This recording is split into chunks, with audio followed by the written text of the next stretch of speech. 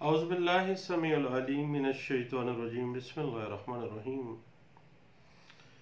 बात चल रही थी गिफ्ट, हिबा या तमलीक के लीगल और जुरिस्टिक टेक्निकलिटीज़ जो पाकिस्तानी सिविल जस्टिस सिस्टम में हमें आए रोज़ देखना पड़ता है, और पाकिस्तानी सिविल केस लॉस जो हैं इस हवाले से किस तरह हमारी रहनुमाई करते हैं। बुनियादी तौर पर इस्लामिक लॉ में अगर हम देखें तो गिफ्ट जो है वो डोनर की तरफ से गिफ्ट का इजहार है और डोनिंग की तरफ से एक्सेप्टेंस है, और उसके बाद दोनों की तरफ से डिलीवरी ऑफ पोजेशन मामला है।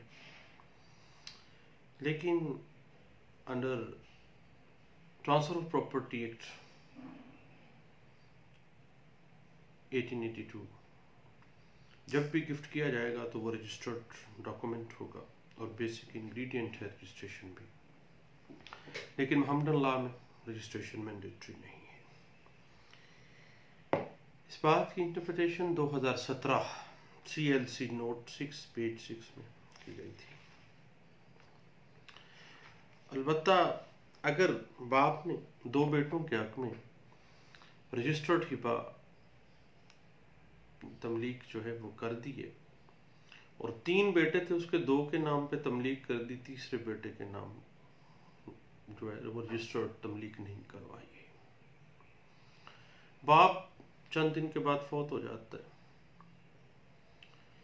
अब चूंकि एक मामला आ जाता है कि उसने अपनी जिंदगी में ये तमलीक करवाई है, ख्वाह उसकी एज कितनी है। अब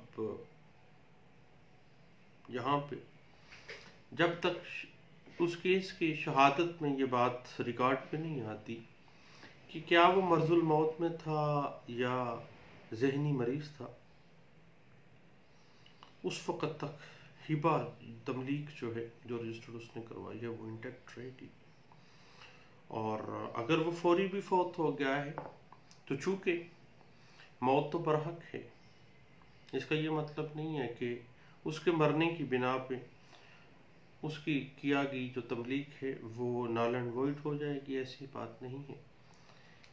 और ऐसी सूरत में हिबा जो है वो इंटैक्ट रह सकता है, और तीसरे बेटे को उसने हिबा नहीं किया है, 2 बेटों को हिबा किया है तो वो इंटैक्ट होगा। अब इस केस में जो तीसरा बेटा था, अगर इस मामले को इस तरह से ले आता कि बाप मर के बिस्तर पे था तो फिर पोजीशन और होनी थी, और उसको शहादत में भी इसको साबित करना पड़ता था। इस हवाले से 2006 CLC पेज 842 जो है वो हमें इस बात की इंटरप्रिटेशन दे देती है। बुनियादी तौर पर हिबा गरहिंदा जो है, डोनर जो है,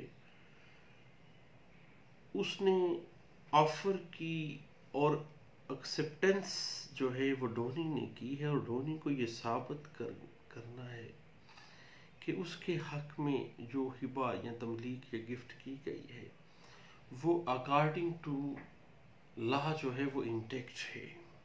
तमाम बेनियादी जो इंग्रेडिएंट्स हैं गिफ्ट, हिबा या तमलीक के वो पूरे किए गए हैं। इस हवाले से 2006 CLC पेज 929 जो है वो हमें हेल्प आउट कर देता है। बुनियादी तौर पे तमलीक है ही इस चीज़ का नाम कि डोनर अपनी ज़िंदगी में अपनी जायदाद का कितनावा भी हिस्सा अपने किसी भी वारिस को ही गिफ्ट कर सकता है। उस पर कोई बार नहीं है, कोई कदगन नहीं कानून लगाता, ना मोहम्मदन लॉ लगा रहा है, ना ट्रांसफर ऑफ प्रॉपर्टी एक्ट 1882 लगा रहा है।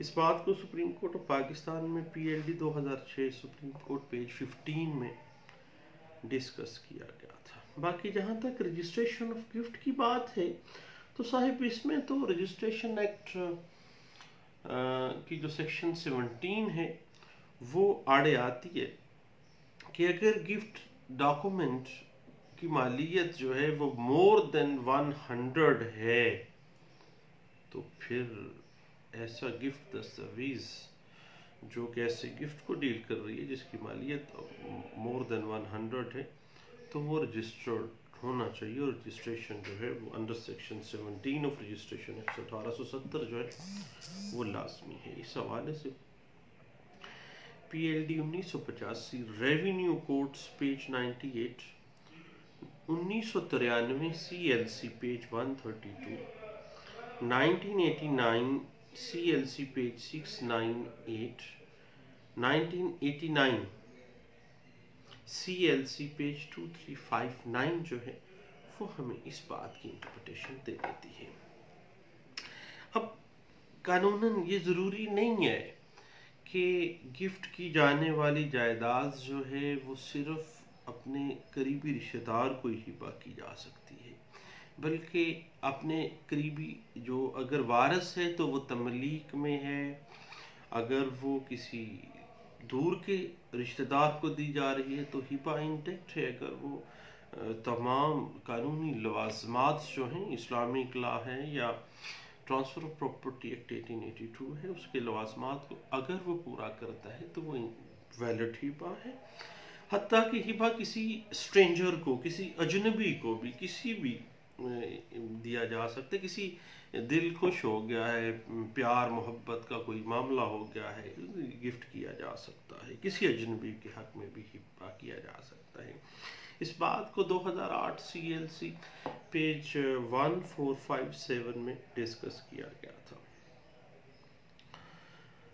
उसके बाद याद आपको होगा कि हमने इस बात पे भी डिस्कस की थी कि कभी भी पावर ऑफ अटर्नी जब दी गई है तो जो अटर्नी है वो अपने तौर पर वो मुख्तार दी जाने वाली प्रॉपर्टी को गिफ्ट नहीं कर सकता, और मालिक की जायदाद उसके अटॉर्नी ने अगर मालिक की इजाज़त और मंजूरी के बगैर अपने किसी बेटे को, अपनी बीवी को या अपनी बेटी को अगर तमलीक कर दी है तो भाई ऐसी तमलीक जो है वो क्वेश्चन मार्क क्रिएट कर देगी और ग्रे एरिया में फॉल कर जाएगी। कई क्वेश्चन ऑफ लॉ अराइज हो जाते हैं वहाँ से, और इस तरह का जो हिबा है वो वैलिड हिबा में नहीं आता, क्योंकि हिबा का बुनियाद तो ये है कि जो बंदा डोनर है वो कैपेसिटी भी रखे, क्या वो प्रॉपर्टी में को डोनेट करना, गिफ्ट करने की कैपेसिटी में था। अगर नहीं था तो ऐसा गिफ्ट जो है, जो चीज़ पास भी नहीं है वो बंदा वैसे ही दे दे, ऐसे तो नहीं है।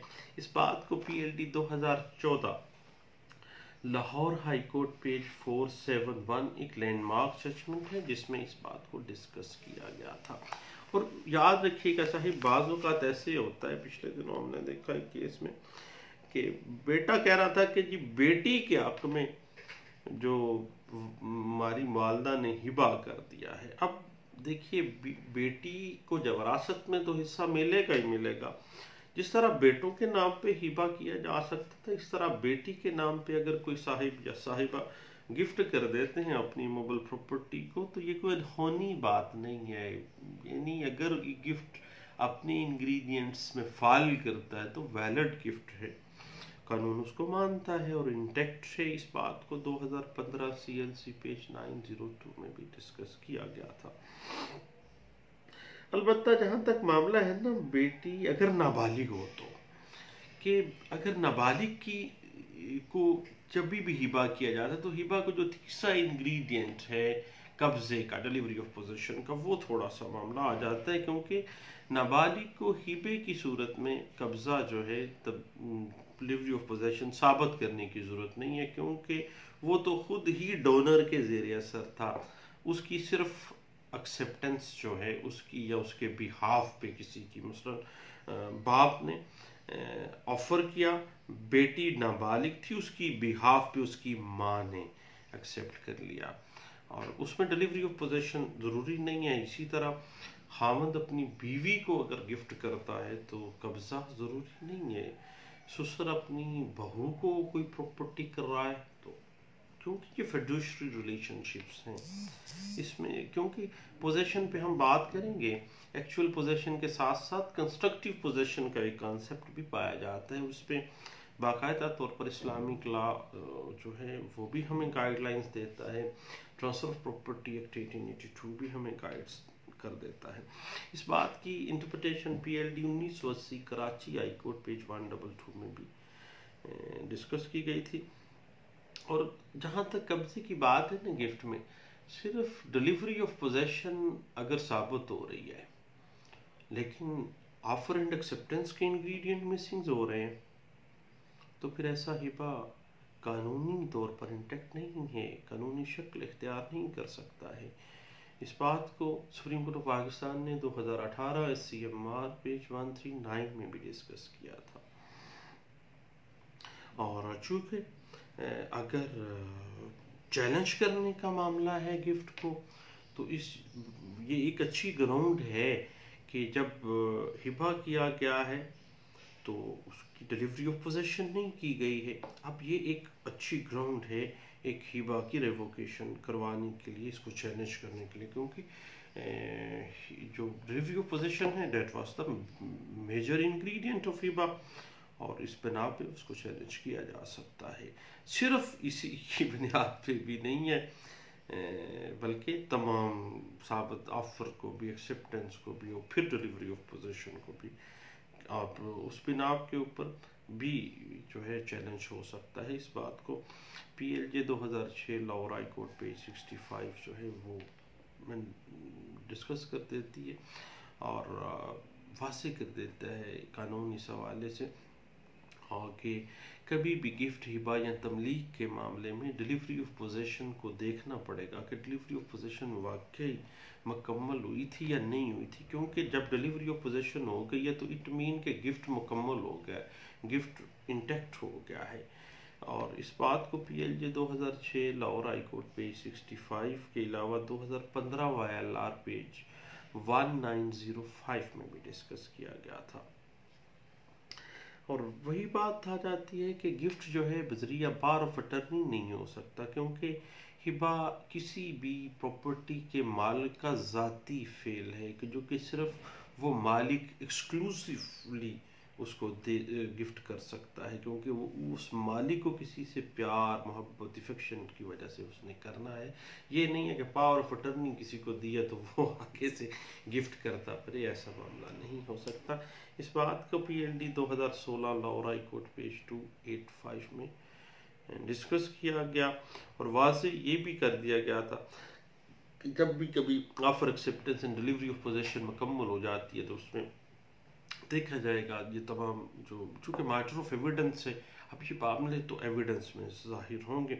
इस हवाले से 2016 CLC पेज 754, 2003 SCMR पेज 1829 और 2016 YLR पेज 1248 और 2002 CLC पेज 1865 हमें हेल्प आउट कर देती है। बाज़ औक़ात ऐसा होता है हिबा बिल अवस, जैसे निकाह में बतौर हक महर जायदाद जो है वो हिबा आ जाता है, यानी महर के तौर पे हिबा किया जाना। ये आमतौर पे हमारे यहाँ इस्लामिक लॉ में भी इस बात की इजाज़त तो है कि खामिन की तरफ से बीवी के हक में बतौर हक महर जो है गिफ्ट यानी हिबा बिल अवज़ जो है जायदाद लिख दी जाती है। तो ऐसी जायदाद की रजिस्ट्रेशन ज़रूरी नहीं है, वो बाकायदा तौर पर जो है उसका कब्ज़ा भी ज़रूरी नहीं है, क्योंकि ऑफर एक्सेप्टेंस ही मैंडेटरी है, क्योंकि वो हिबा बिल अवज़ है। इस बात को 1985 CLC पेज 1454 में 1985 CLC पेज 408 में डिस्कस किया गया था। अब एक अहम बात ये आ जाती है कि बाज़ औक़ात ऐसी तमलीक सामने आ जाती है जो कि दूसरे वारसान को महरूम कर देती है। अब ऐसे सूरत हाल में, ऐसे केसेस में जो उस तमलीक से बेनिफिशरी है उसने ये साबित करना है, बर्डन ऑफ प्रूफ उसके ऊपर है कि उसने साबित करना है कि जो हिबा है वो अपने कानूनी इंग्रेडिएंट्स के साथ दुरुस्त तौर पर हुआ था। और इस बात को 2005 SCMR पेज 135 में डिस्कस भी किया गया। अगर एक बाप अपनी लाइफ में अपनी बीवी को, अपने एक बेटे को हिबा कर देता है और वो अपने तमाम कानूनी लवाजमात को पूरा करते हुए कर रहा है तो वो जायज़ है, वो कोई इलीगैलिटी में फॉल नहीं करता है। इस बात को PLD 2004 सुप्रीम कोर्ट पेज 520 में भी डिस्कस किया गया था। अब बात आ जाती है ज़बानी हिबा में। ज़बानी हिबा में एक अहम गलती हम करते हैं, वो गलती होती है वक्त की, तारीख की और मजलिस की। ये जिक्र जब भी कभी ज़बानी हिबे को आपने साबित करना है तो आपने वो वक्त जब हिबा किया गया, जब ऑफ़र की गई, जब एक्सेप्टेंस की गई, जब डिलीवरी ऑफ पोजीशन की गई है, तो आपने वक्त, तारीख, दिन, गवाहान और जगह का जिक्र जो है, मजलिस का जिक्र लाजमी तौर पर साबित करना है। देन वो ओरल गिफ्ट जो है वो साबित होगा। अदरवाइज ओरल गिफ्ट जो है वो साबित करना थोड़ा सा मुश्किल हो जाता है। इस हवाले से 2004 CLC पेज 33 जो है वो हमें गाइडलाइंस फ्राहम कर देती है। बाज़ औक़ात ऐसी होता है कि कोई अनपढ़ शख्स की तरफ से हिबा किया जाता है और वक्त हिबा उसकी फैमिली का कोई अहम शख्स वहाँ मौजूद नहीं था, ना ही कोई गांव का इर्द गिर्द का कोई शख्स वहाँ मौजूद होता है, ना ही पटवारी हल्के को हिबे का बताया जाता है। अब वो जो अनपढ़ शख्स था, एक ही उसकी अगर प्रॉपर्टी है, कोई इतना अमीर आदमी भी नहीं है, वो कोई बाकायदा गवाह भी नहीं है वहाँ पे, उसका कोई ख़ानदान का बंदा या इलाके का बंदा, तो अब एक दस्तावेज इकरारनामा हिबा जो है वो लिखवा ली गई, वहाँ पे अंगूठा भी लिखवा लिया गया। अब एक अनपढ़ बंदे की तरफ से क्या ऐसा हिबा आज़ादाना फाल करता है, विद कंसेंट हो सकता है, इसको साबित करना पड़ेगा मैटर ऑफ एविडेंस से। लेकिन आम जो सर्कमस्टांस ऑफ द केस हैं वो कभी भी इस बात की तरफ गवाही नहीं करते हैं, क्योंकि एक बंदा जो अनपढ़ है वो किस तरह से अपनी सारी प्रॉपर्टी एक अजनबी या शख्स को बग़ैर ऐसे लोगों की मौजूदगी के जो उसके साथ एफिलिएटेड हैं वो अपनी प्रॉपर्टी किसी को, ये यानी इट मीन्स कि उसको बेचारे को कुछ चीज़ नशावर खिला के या उसको धौंस धांधली के साथ दबा दबो के उससे धोखे से वो अंगूठा लगवा लिया गया है, दस्तावेज इकरारनामा हिबा पे। और बाज़ औक़ात ज़बानी हिबे की ना तो कोई तहरीर होती है, ना ही महकमा माल में कोई रपट होती है, ना ही कोई म्यूटेशन वाली कोई चक्कर होता है। और ऐसे मामलात में जो भी शख्स ओरल की गिफ्ट की बिना पे दावा दायर करता है उसको बड़ी मजबूत शहादतों की ज़रूरत होती है कि उसने ये तमाम मामलात को साबित करना है। अदरवाइज उसका हिबा कभी भी जो है वो साबित नहीं होगा। उसके बाद हिबे में कब्जा किस तरह से हुआ है इस मामला को भी देखना तो पड़ेगा, क्योंकि ओरल गिफ्ट का मामला है, कोई मामला ही इन रिटर्न में है ही नहीं, कोई प्रॉपर गवाह नहीं है, कोई प्रॉपरली एविडेंस में भी कोई ऐसा मामला अगर नहीं आता है तो भाई ऐसे मामलात नहीं हैं। हालांकि जो टैक्स लोकल कौंसिल है वो भी हिबे के ऊपर लागू नहीं होता और मन्यूट सी रजिस्ट्रेशन फीस होती है। फिर ये लोग जो हैं आखिर क्या वजह होती है कि कहते हैं जी ज़बानी हिबा हुआ था, हिबा रजिस्टर्ड नहीं हुआ था। जब इतनी ज़्यादा सहूलत रजिस्ट्रेशन में भी दी गई है तो ये कैसे मुमकिन है? ये सब आम तौर पे धोखा होता है, दूसरों के हक मारने के लिए हम लोग ज़बानी हिबे का चक्कर है। पिछले दिनों हमने एक केस में देखा कि वो तो ज़बानी हिबा था लेकिन सादे कागज़ पे उनका जाली अंगूठा भी ले आए थे।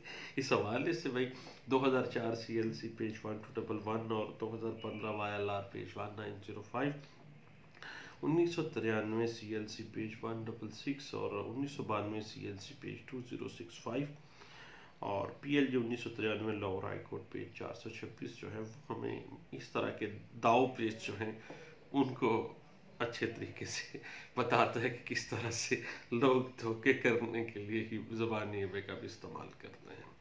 इनको ज़रूर देखिएगा जब कभी आप ओरल गिफ्ट्स के हवाले से केस डिफेंडेंट हैं या आप दायरे भी की हुई है यानी आप फ्रॉडिये के साथ हैं या आप उसके अगेंस्ट लड़ रहे हैं, फिर भी आपको पता तो होना चाहिए ना प्रॉस एंड कॉन्स का, सूट एंड डिफेंसेस में कि हर प्रॉस एंड कॉन्स का पता होना चाहिए। अब इस हवाले से देखिएगा कि जब भी कभी भी offer acceptance and delivery of position हो गई है, तो फिर इन सारे मामला के साथ साथ ये भी देखना पड़ेगा जो सरकमस्टांसिस थे उस गिफ्ट के वो क्या थे। और कोई भी होशमंद आदमी ज़बानी तौर पर अपनी प्रॉपर्टी को हिबा तो कर सकता है। तहरीर मोहम्मद अल्लाह कहता है ज़रूरी नहीं है, रजिस्ट्रेशन मोहम्मद अल्लाह कहता है ज़रूरी नहीं है, लेकिन फिर भी क्या ऐसा गिफ्ट फ्रॉड में के ज़ुमरे में तो नहीं आ रहा? क्या ऐसा गिफ्ट जो है वो validity in the I of law रखता है या नहीं रखता है? इस बात को भी तो देखना है। इस हवाले से CLC page 2017 CLC page 839, 2017 CLC note 57 page 65 जो है वो हमें इस हवाले से कुछ गाइडलाइंस दे देता है। और बाज़ वक़्त ऐसा होता है कि लोग एक आम से इकरारनामा 100 रुपए का 50 रुपए का वो लेके ना, तो इकरारनामा दस्तावेज़ इकरारनामा हिबा या तमलीक लिख लेते हैं।